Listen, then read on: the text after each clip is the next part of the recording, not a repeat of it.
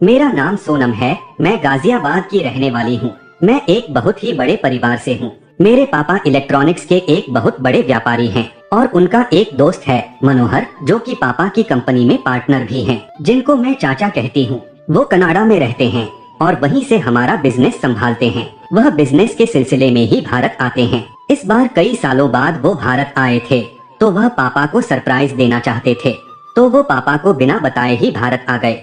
बेंगलुरु में अपनी मीटिंग खत्म करके चाचा सीधे दिल्ली हवाई अड्डे पहुँचे और हवाई अड्डे से टैक्सी लेकर वहाँ से वह हमारे घर गाजियाबाद आ गए। मेरे मम्मी और पापा दोनों ही मेरे सगे चाचा की बेटी की शादी में नोएडा गए हुए थे। डोरबेल बजती है, छोटा भाई जाकर दरवाजा खोलता है, चाचा को नमस्ते करके अंदर ले आता है। मेरा डांस कंपटीशन था, इसलिए मैं और छोटा भाई घर पर ही रुक गए और हमें अकेला देखकर हमारी दादी भी घर पर ही रुक गई। दादी से मिलने के बाद चाचा ने जब पूछा कि दामोदर कहाँ है, तो दादी ने बताया कि दामोदर और बहू दोनों शादी में नोएडा गए हैं। अभी दादी और चाचा बात ही कर रहे थे कि मैं उनकी आवाज सुनकर बाहर वाले कमरे में आ गई और चाचा को देखकर बहुत खुश हो गई और तुरंत जाकर चाचा से लिपट गई। चाचा मेरे लिए कनाडा से एक बहुत ही सुंदर और बड़ी सी डॉल लाए थे, जिसे देखकर मैं बहुत ही प्रफुल्लित हो उठी। और मेरे छोटे भाई अनिकेत के लिए सोनी का एक वीडियो गेम लाए थे। मैंने उन्हें उनका कमरा दिखाया और फ्रेश होने के बाद उन्हें चाय नाश्ता वगैरह कराया। बातों ही बातों में समय कैसे बीत गया कि कुछ पता ही नहीं चला। मेरी दादी उन्हें बचपन से जानती थी, क्योंकि वह मेरे पापा के पुराने दोस्त थे। अभी किचन में खाना बन ही रहा था कि उन्होंने व्हिस्की की फरमाइश कर दी। हालांकि मुझे भी पता था कि उन्हें व्हिस्की बहुत पसंद है और मेरे घर पर पापा की व्हिस्की अधिकतर रहती ही थी, तो मैंने उन्हें व्हिस्की सर्व कर दी। चाचा व्हिस्की पीने बैठे तो मेरे सर पर हाथ रखकर बोले कि तू कितनी बड़ी हो गई है सोनम। इतना सुनकर दादी मुस्कुराते हुए बोली, आप लोग बातें करिए, मैं फ्रेश होकर आती हूँ। तभी चाचा ने पैक पीते हुए कहा, अरे सोनम, तू तो बड़ी हो ही गई है और ऊपर से नीचे तक तेरी हर चीज भी। चाचा के मुंह से ऐसी बातें सुनकर मैं एकदम से चौंक गई और धीरे धीरे मुझे कुछ होने सा लगा था, क्योंकि वो 20 से 21 की उम्र कुछ होती ही ऐसी है। मैं एकदम शर्मा गई और आपके लिए सलाद लेकर आती हूँ कहकर किचन में चली गई। मेरी सांसें तेज हो गई थीं, दिल जोर जोर से धड़कने लगा था और किचन से निकलते वक्त बाहर लगे शीशे में खुद को देखकर मैं शर्माने लगी। तभी कमरे से चाचा की आवाज आई, अरे सोनम, सलाद नहीं मिला क्या? मैं दौड़कर कमरे में गई और सलाद की प्लेट उनके सामने रख दी। प्लेट मेज पर रखते समय चाचा की नजरें मेरे तरफ ही थीं। मैं उनसे नजरें चुराते हुए प्लेट रखकर तुरंत सामने सोफे पर बैठ गई। तभी दादी बोली कि मैं मालती को खाना लगाने को बोल रही हूँ, जिसे खाना हो आ जाए। भाई, मैं तो खाकर सोने जा रही हूँ, तुम लोग पहले खा लो फिर बातें करना। इतना सुनते ही मैंने दादी से कहा कि दादी, मैं अभी रुककर खाऊंगी। तो मेरे पीछे पीछे चाचा ने भी बाद में खाने की हामी भर दी। चाचा शराब पीते पीते मेरी ओर ही देख रहे थे और न चाहते हुए भी मेरी नजर उनकी चोर नजरों से जाकर टकरा जा रही थी। कुछ पेग लगाने के बाद चाचा ने मुझे व्हिस्की ऑफर कर दी और बोले, अरे सोनम, शराब पीने का मजा अकेले नहीं आता है, तुम मेरा साथ नहीं दोगी क्या जी? तो मैंने आश्चर्य भरी आवाज में बोला, अरे नहीं चाचा, मैं ये सब नहीं पीती हूँ। तो इस पर वो अपनी मादक आवाज में बोले, तो क्या पीती हो जी? तभी दादी ने आवाज लगाई कि सोनम बेटा, मैंने खाना खा लिया है, सोने जा रही हूँ, तुम लोग भी खा लेना। मैंने दादी को ओके बोला तो वो सोने चली गई। चाचा एक ग्लास में फ्रेश पेग बनाकर मेरी ओर बढ़ाने लगे और अपनी जगह से उठकर मेरे बगल में आकर बैठ गए और बोले, लो न सोनम, एक पेग में क्या हो जाएगा, कम ऑन, अब तुम जवान हो चुकी हो, अपने प्यारे चाचा की इतनी सी बात नहीं मानोगी क्या? उन्होंने मेरी दाढ़ी पकड़ते हुए कहा। उनका हाथ अपने जिस्म पर लगते ही मैं एकदम से सिहर उठी और लाख मना करने के बावजूद भी मैंने पेग हाथ में लेकर मुंह से पीने लगी और एक बार में ही सारा खत्म कर दिया। उन्होंने सलाद की प्लेट मेरी ओर बढ़ाते हुए कहा, कैसा लगा सोनम? बेवजह ही तुम डर रही थी, बताओ कुछ हुआ क्या? नहीं ना? मैंने सर झुकाकर उनकी बातों में धीरे से अपनी सहमति जताई। तो इस बार उन्होंने फिर से 2 पेग बना लिए और अब की वो मेरे कंधे पर अपना हाथ रखकर अपने हाथों से मुझे पेग पिलाने लगे। मैंने स्लीवलेस टॉप पहन रखा था, तो उनके शरीर का स्पर्श मैं साफ महसूस कर रही थी और जब वो मेरे ओठों तक पेग लेकर आ रहे थे तो उनकी गर्म सांसों से मैं और उत्तेजित होती जा रही थी। कई बार मना करने के बाद भी उन्होंने जबरदस्ती मेरे मुंह में पेग डाल दिया। इस बार का पेग काफी कड़वा था। साफ पता चल रहा था कि इस बार चाचा ने हार्ड पेग बना दिया है। मैंने जल्दी जल्दी तुरंत ही मसालेदार सब्जी मुंह में डाल लिए। अब मुझे धीरे धीरे नशा होने लगा था। मैं हंस हंस के चाचा से बात करने लगी थी और मुझे नशे में देखकर उन्होंने अपना पेट भी मुझे पिला दिया। जब मैं पूरी तरह से नशे में हो गई तो वो मेरे घने रेशमी बालों को खोलकर उन्हें सहलाने लगे और दूसरे हाथ से मेरी बदन छूने लगे। मैं और भी ज्यादा उत्तेजित होने लगी। मैं नशे में तो थी पर मुझे उनकी हरकत साफ पता चल रही थी और इससे पहले की बात कुछ ज्यादा बिगड़ती, मैं झटके से उठी और कही, चलिए अब खाना खाते हैं। कहकर डाइनिंग टेबल पर जाकर बैठ गई तो वो भी मेरे पीछे पीछे आके चेयर पर बैठ गए।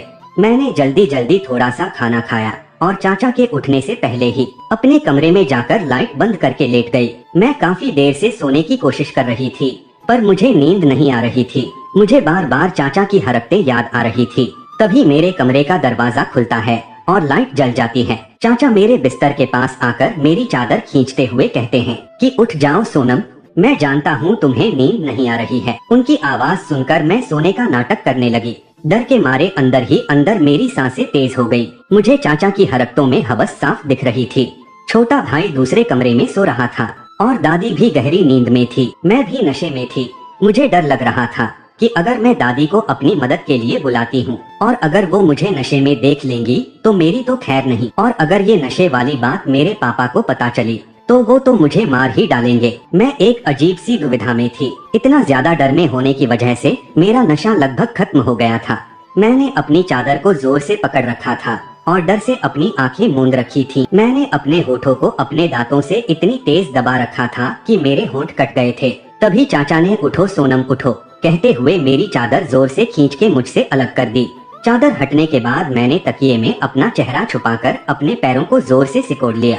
अब मुझे बिना चादर के देखकर चाचा और भी ज्यादा उत्तेजित हो गए और उन्होंने मेरे कमरे का दरवाजा बंद करके कुंडी लगा दी। वो धीरे से हाय सोनम कितनी खूबसूरत हो तुम कहते हुए मेरे बगल में सटकर लेट गए और अपने मजबूत बाजुओं में मुझे भरकर पीछे से मेरी पीठ चूमने लगे। मैं रोने लगी थी। मेरी सुगबुगाहट सुनकर वो मेरे गाल पकड़ने की कोशिश करने लगे पर मैंने जोर से अपना चेहरा तकिए में दबा रखा था। जब उन्हें मेरा चेहरा नहीं मिला तो वो बैठकर मेरे पैरों को अपने हाथ से दबाने लगे और धीरे से मेरे पैजामे में हाथ डालकर उसे उतारने की कोशिश करने लगे। मैंने अपने पैरों को और जोर से सिकोड़ लिया और जोर जोर से रोते हुए गिड़गिड़ाने लगी, चाचा छोड़ दो मुझे, ये आप क्या कर रही हैं?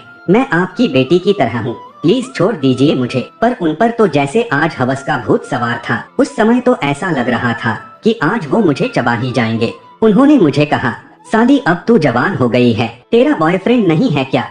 उनकी ऐसी बातें सुनकर मैं जोर जोर से रोने लगी। मैं यही सोच रही थी कि किसी तरह दादी यहाँ आ जाती तो मुझे बचा लेती, पर दरवाजा बंद होने की वजह से आवाज बाहर नहीं जा रही थी। मैं खुद को बहुत ही असहाय महसूस कर रही थी। तभी न जाने कहां से मुझ में इतनी ताकत आ गई कि मैंने जोर से अपने दोनों पैरों को झटका और पैरों के ठीक पीछे बैठे चाचा को दे मारा। नशे में होने के कारण वो हल्का सा धक्का उन्हें जोर का लगा, जिसकी वजह से चाचा सर के बल बेड से नीचे गिर गए और गिरते वक्त उनका सर बेड के पीछे रखे एक स्टूल से जा टकराया और वो बेहोश हो गए। मैं उन्हें देखे बिना ही तुरंत दरवाजा खोलकर दादी दादी चिल्लाते हुए कमरे से बाहर निकल गई।